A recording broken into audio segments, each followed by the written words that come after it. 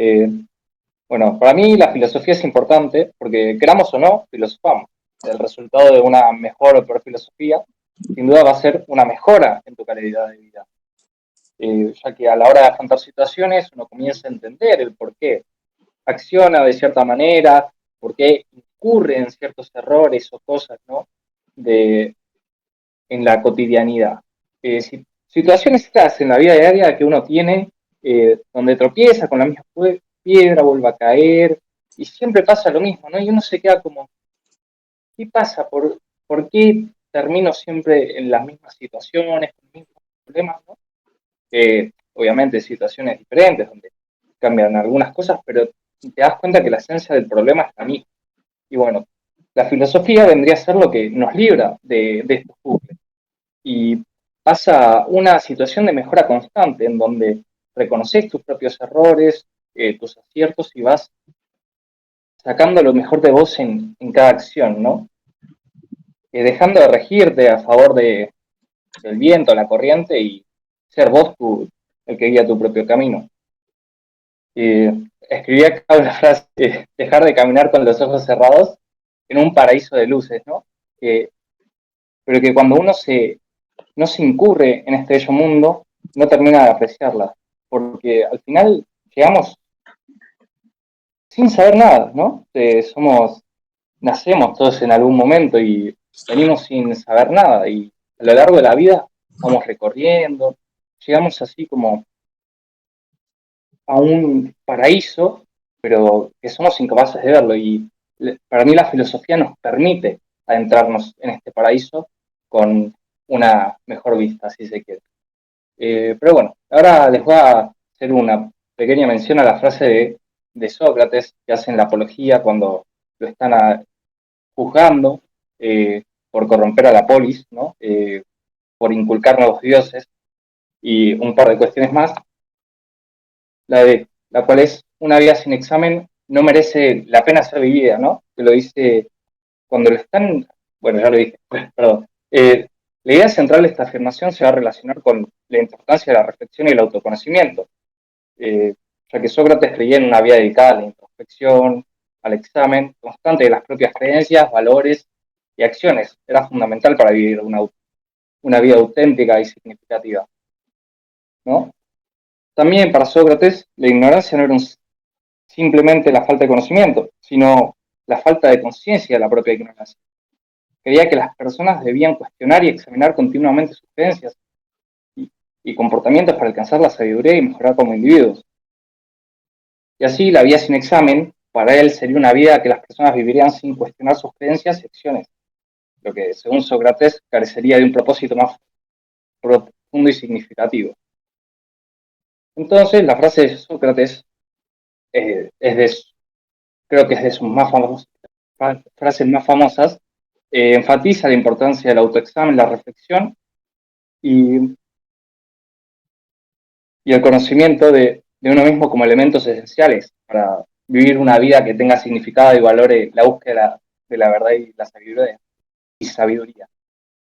Y bueno, más dejando de lado esta frase, quería traer una más cercana, ¿no? Porque esto fue hace 2500 años, y también más cercana en el sentido de que no es un filósofo, sino, bueno, también es un filósofo si se quiere, pero a mí me gusta mucho la música y siempre menciono alguna frase de un cantante, y este caso es Ocelot, que seguro todos lo conocen, que es: la vida es un espacio del que tú eres escultor, que lo dice en Fractales. Me parece que es eso la filosofía, ¿no? Te da la capacidad de amoldar, de crear, de, de ser vos el que rige. Y, y bueno, no mucho más. Ahora sí, una reflexión mía que me gustó, que la escribí mientras preparaba esto, y es que la filosofía nos permite entender los errores y aciertos del pasado para no encadenar nuestro presente a errores, viviendo un presente tal que nuestro futuro pasado se llene de aciertos, y esperar a que un futuro que permita que abrace en su presente. Bueno, eso. Creo que le enredé un poco, pero básicamente que entendamos nuestro pasado para tener un mejor presente, y que nuestro mejor presente nos permita tener un pasado del cual sentirnos orgullosos. Y bueno, eso es todo. Gracias, Andrés. Gracias, gracias. eh, por tus aportes, por meter un comentario socrático bastante oportuno. Y me gustó la frase de Ocelo, aunque no soy reacio a los cantantes, obviamente, porque yo también escucho ese tipo de música. Pero me gustó bastante la frase, la verdad. Creo que sí, creo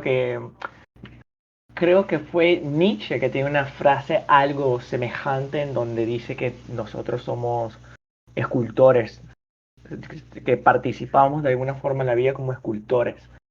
Yo tengo un poema que escribí, que realmente no recuerdo qué hice exactamente, pero sé que coloqué que nosotros somos artesanos de las palabras, porque son las palabras las que primeramente son los materiales de construcción que provienen de las ideas. Las ideas son ideas que son como nubes, son abstracciones que están por ahí flotando, pero son las palabras las que dan un cuerpo, una forma.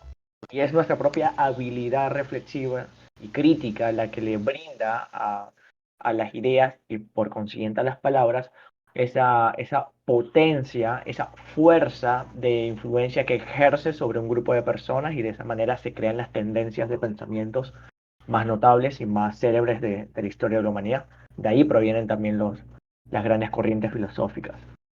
Y si la vida es exactamente un examen de conciencia recurrente, esto me lo enseñó mucho Alexander Solzhenitsyn en Archipiélago Gulag, cuando estaba, cuando estaba en su gran campamento de trabajos forzados en un clima tan amigable como lo sería cualquier sitio de la Siberia soviética, en donde las temperaturas eran entre -0 y -40, y estaba reflexionando sobre qué tipo de acciones fabricó él en su vida para que pudieran producir los resultados que ahora estaba experimentando. En resumen, en qué habría él ayudado en la construcción del sistema soviético. Y eso es algo que, para llevarlo a mi caso personal, es algo que también me llevó a cuestionarme bastante. Que, por ejemplo, ¿qué han hecho todos los venezolanos para poder llegar a donde hemos estado? Y eso es básicamente lo que quiere decir Sócrates. Hay que tener un recurrente examen de conciencia de las acciones que nosotros llevamos a cabo y cómo esas acciones, sin nosotros darnos cuenta, permanecen a veces escondidas en los rincones del inconsciente y se van manifestando de una fuerza, con una fuerza tan vil que no nos damos cuenta en un principio que fueron nuestras propias acciones las que produjeron esos resultados indeseados. Bueno, ahora quería darle paso a nuestro participante más ateo, Lucas va a hablar sobre cuándo es necesaria la filosofía, porque Andrés nos ha dicho por qué es importante. Y eso es una de las preguntas que los estudiantes más se hacen a los profesores. ¿Por qué es importante la filosofía, profesor? ¿Por qué yo necesito saber filosofía? ¿Por qué yo necesito saber quién es ese hombre de grandes músculos y barba que realmente no me importa? ¿Por qué debería estudiarlo? Y acá es donde Lucas nos explica un poco ¿por qué es necesaria la filosofía? ¿Cuándo es necesaria la filosofía? Si la filosofía es necesaria en un momento determinado, si es necesaria en el tiempo que se transcurre en la vida constantemente, o si la filosofía es simplemente un ejercicio intelectual que solamente le sirve a algunos cuantas mentes geniales, o por el contrario, la filosofía es un ejercicio que puede ser utilizado de forma global, de forma colectiva por todos nosotros. Adelante, Lucas. Bueno, buenas tardes. Primero que nada, la introducción me encantó. Pues, tanto los dos expositores anteriores fueron muy buenos. La verdad que hay muchos puntos muy ricos ahora para analizar y para pensar más.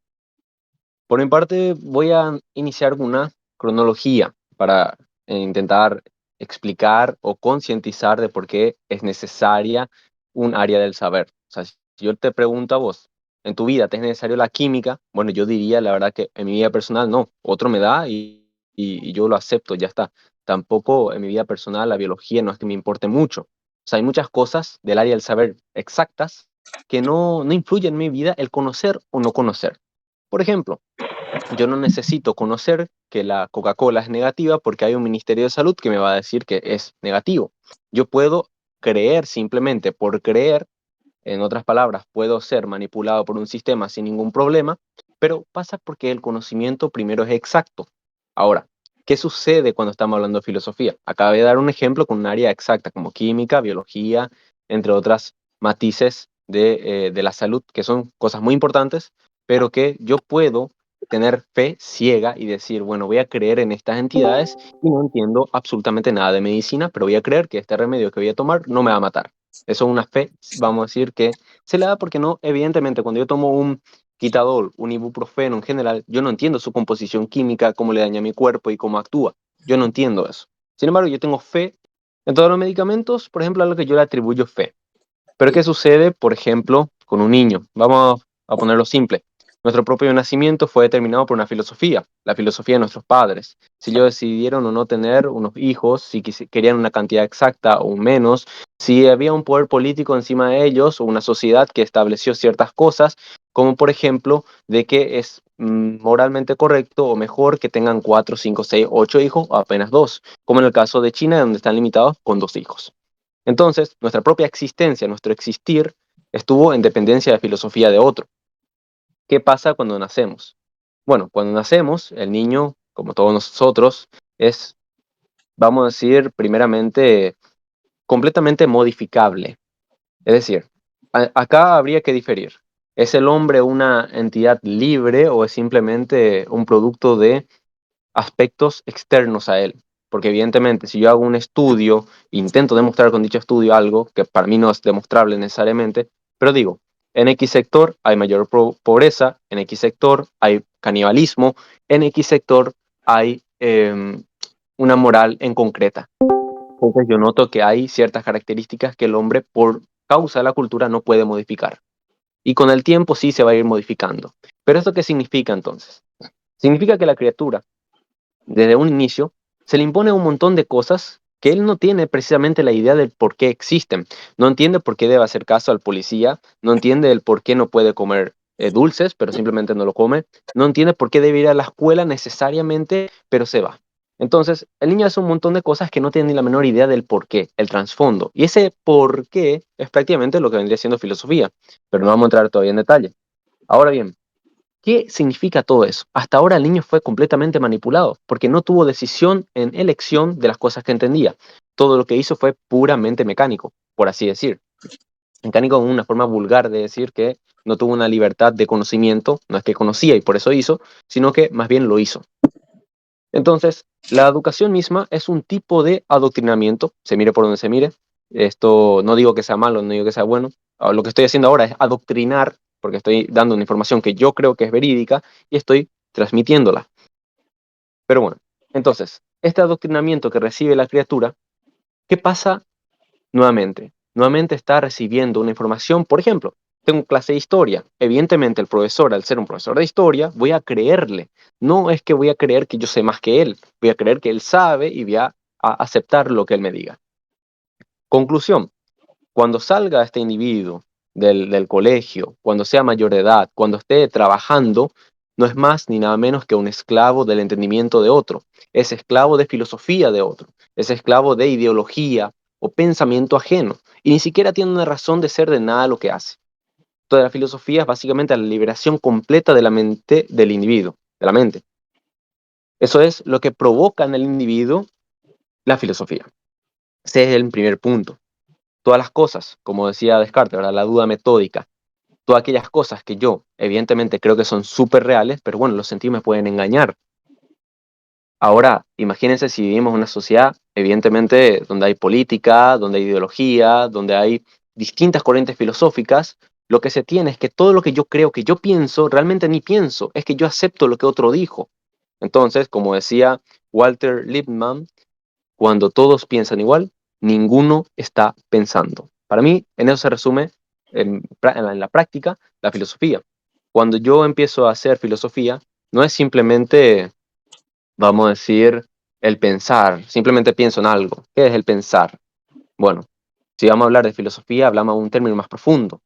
La filosofía va a abstraer, va a dar secuencias lógicas, va a intentar silogismo, va a buscar si tiene o no cohesión entre las cosas, si tiene un razonamiento, si es suficiente, si es verídico o si es falso. O sea, la filosofía va a aplicar toda la área del conocimiento posible para poder verificar un conocimiento. La ciencia, por ejemplo, acá me parece muy claro. El filósofo trabaja dudando de la propia filosofía. El científico trabaja aceptando la ciencia, aceptando ciertos mecanismos. El filósofo no acepta ciertos mecanismos. Cree en parte por fe que el razonamiento le va a llevar a una deducción que tal vez sea correcta, pero duda del propio conocimiento, del propio razonamiento y duda prácticamente de todo, o al menos siempre está dispuesto a cambiar ciertas cosas. Entonces, como también decía Aristóteles, solo una mente educada puede entender un pensamiento diferente al suyo sin necesidad de aceptarlo. Eso es básicamente también parte de la filosofía, que es capaz de pensar todas las cosas al mismo tiempo sin necesidad de creer todas las cosas que está pensando. Yo tengo muchas cosas que yo pienso en mi día a día, pero ninguna de esas cosas yo creo que sean verídicas, simplemente lo tengo ahí. Aquella persona que no hace filosofía, todas las cosas que piensa podría decirlo, porque esta vez sí no me recuerdo bien, pero la frase de Platón era más o menos como que los hombres sabios hablan porque quieren contar algo que saben, pero los tontos hablan porque quieren decir algo, con tal de decir algo, necesitan decir algo. Entonces, esa diferencia, aquel tonto, o mejor dicho, aquella persona que no hace filosofía, acepta miles de cosas que ni siquiera sabe por qué lo acepta, no entiende el por qué, ni la forma, ni los mecanismos, ni la metodología. El filósofo es capaz de cuestionar todas las áreas del saber.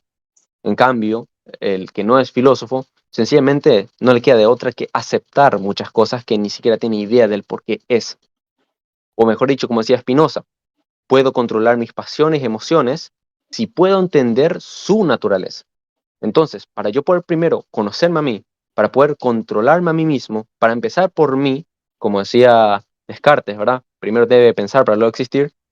Entonces Spinoza decía, más o menos por la misma línea, que para entender su naturaleza, debe de hacer filosofía respecto a eso, para sus pasiones, emociones y demás. O podrías seguir citando a Ortega y Gasset.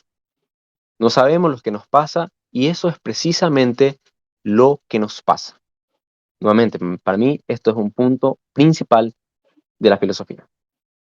Por último, voy a ilustrar la última parte. O sea, evidentemente yo creo que hay muchos puntos para resaltar de por qué es necesaria y cuándo es necesaria, porque es necesaria prácticamente en todo lo que uno hace. Pero voy a basarme en lo que dijo Immanuel Kant en qué es la Ilustración 1784. Lo que él decía en ese periodo, aunque él hacía referencia a la religión, él decía que aquella persona que carece de crítica filosófica dice más o menos lo siguiente, y voy a citar. Él dijo lo siguiente: pero oigo exclamar por doquier, no razones. El oficial dice, no razones, adiéstrate. El financista, no razones y paga. El pastor, no razones, ten fe. Por todos lados, pues, encontramos limitaciones de la libertad. Fin de cita. Él acá está hablando de la religión, pero eso no quita de que esta realidad se transporta a todas las áreas del saber. Aquella persona que no hace filosofía es prácticamente engañada por todos, porque nadie puede dar razón de su verdad si no es por medio de la filosofía. No se puede dar, como decir, dar una información válida si no se tiene previamente filosofía. El propio método científico está basado en filosofía. Las consecuencias lógicas de la causalidad y demás son principios filosóficos. Por ende, todas las bases de todo conocimiento es siempre y es filosófico. Y luego decía también Kant, en el mismo libro, que es la Ilustración, decía, luego, si se nos preguntara, ¿vivimos ahora en una época ilustrada? Responderíamos que no, pero sí en una época de ilustración. Todavía falta mucho para que la totalidad de los hombres, en su actual condición, sean capaces o estén en posición de servirse bien y con seguridad del propio entendimiento, sin acudir a extraña conducción. Fin de cita. ¿Qué es importante este punto? Que Kant en su tiempo dijo que todavía no llegó la ilustración. Y lo triste es que estamos más lejos de la ilustración que nunca, al menos desde mi punto de vista. Nunca en la historia estuvimos tan lejos de la ilustración como lo veía, porque nunca tuvimos una generación o un pensamiento con tanta falta de crítica, con tanta falta de filosofía, y tenemos, inclusive la mayoría de las personas que hacen ciencia no entienden nada de filosofía. Para mí es un problema gigante. No voy a hablar ahora de la crítica de la filosofía a la ciencia, pero sí que voy a recalcar esa parte. Voy a poner un ejemplo de un filósofo que no estoy de acuerdo, pero él decía lo siguiente de la filosofía. Y con esto voy a cerrar la última idea. Para Russell, la ciencia es lo que más o menos sabemos, pero la filosofía es lo que no sabemos. Lo que decía Russell respecto a esto es que él decía que la ciencia, a medida que va avanzando, va descubriendo todas aquellas cosas que la filosofía alguna vez se había preguntado. Cuando la ciencia la responda, la filosofía ya no tiene lugar, básicamente. Eso es más o menos lo que él da a entender. Por ende, va a llegar un punto donde la filosofía va a tener un campo o inútil o bajo, según su propio criterio. Pero esta idea, que primero que nada no me parece racional, sin embargo, el propio concepto, ¿de dónde parte? Porque su definición es, la filosofía es lo que no sabemos, es su definición. En cambio, la ciencia es lo que más o menos sabemos, dice Russell. Pero acá hay un problema. En los dos puntos, o es reduccionista o es extremista. Es reduccionista si decimos que la filosofía es simplemente el conocer algo, la ciencia conoce algo y automáticamente la filosofía no tiene más lugar en eso. O bien es extremista al decir que la filosofía es solo lo que no sabemos. En cualquiera de los puntos es un error. Pero la filosofía no es ninguno de los dos puntos. Yo citaría a Sócrates, que para mí es un iniciador de los más grandes en ese aspecto, que me parece que su definición es la más correcta en Apologías de Platón, que dice, la filosofía es el saber del no saber, el ser del no ser. Parece una contradicción, parece una paradoja, pero es básicamente lo que le define a la filosofía. Interrumpe en todas las áreas del saber. Se pregunta en todas las cosas más obvias y hasta en las cosas más complejas. Entre la respuesta hay preguntas en la filosofía. Y de esa forma se cambia todo el concepto. Y esto es sumamente importante porque en nuestra vida diaria, en todos los sentidos, políticamente, socialmente hablando, todo es filosofía si nos ponemos a pensar bien. La propia ciencia, si no se da cuenta, se aplica de una forma filosófica. Por ejemplo, ¿alguno de ustedes pidió que exista el celular? No existe democracia en eso. Nadie pide que exista el Internet, por ejemplo. Eso no existe democracia. ¿Por qué no existe democracia en la ciencia? ¿Por qué? Eso es una cuestión filosófica. ¿Por qué no existe democracia en la ciencia? ¿Y por qué debe existir? ¿Y cómo debe de ser? ¿De qué forma? ¿Cómo debe ser manejado? ¿Quiénes deben de ser los que manejen esto? Todas esas cosas pertenecen a la filosofía. Por ende, cuando se olvida la filosofía, se olvida todo. Se olvida todo lo que es el hombre. El problema de esto también fue muy grave. Esto es como una analogía también les hago sobre el estudio de la historia. Lo que es el ser, fue estudiado por Platón, Heidegger, Agustín, de Hipona, Tomás de Aquino y demás. Pero con Nietzsche, él quiere destruir esa idea. Él quiere decir que el ser es un invento del hombre. Y así reduce al hombre a un concepto más material que ningún otro. Bueno, la filosofía está para preguntarse todos los días si eso es cierto o no es cierto. Y si aunque creyera lo contrario, o creyera lo mismo que Nietzsche, siempre estaría dispuesto a cambiar esa verdad con tal de estar en cohesión con el razonamiento. Por última parte, por último, es lo que plantea Carlos Peña en su libro ¿Por qué es importante la filosofía? Y vamos a poner cita directa. Es propio de lo humano preguntarse por el ser, y al hacerlo, al ensayar una comprensión de ese problema, configurarse a sí mismo. El ser humano sería ontológico en el sentido que es el problema del ser, las respuestas que se ensaya y la capacidad de ensayar esas respuestas, lo que lo constituye en lo que tiene de más propio. Detenerse en ese proyecto ayuda a entender la radicalidad que puede alcanzar la filosofía. Al filosofar, el hombre se desarrolla, se hace y se hace hombre. y por ende la filosofía constituye todo lo que es el ser racional. Cuando se olvida la filosofía, yo no sé para qué hablo con una persona que no piensa filosóficamente. La verdad que poco o nada me importa esa clase de debates, pero eso sería toda la exposición hasta ese punto. Y eso, muchas gracias. Maravilloso. Excelente, mi hermano, excelente.